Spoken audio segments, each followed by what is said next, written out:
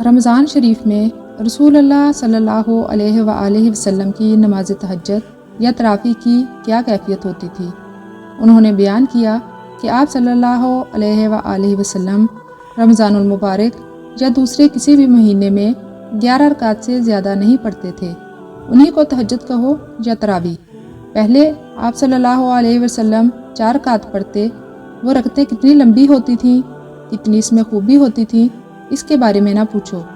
پھر آپ صلی اللہ علیہ وآلہ وسلم 4 رکعتیں پڑھتے، یہ چاروں بھی کتنی لمبی ہوتی اور ان میں کتنی خوبی ہوتی، اس کے متعلق نہ پوچھو۔ پھر آپ صلی اللہ علیہ وآلہ وسلم 3 رکعت وتر پڑھتے۔ میں نے عرض کیا، یا رسول اللہ، آپ وتر پڑھنے سے پہلے کیوں سو جاتے ہیں؟ آپ صلی اللہ علیہ وآلہ وسلم نے فرمایا، میری آنکھیں سوتی ہیں لیکن میرا دل بیدار رہتا ہے۔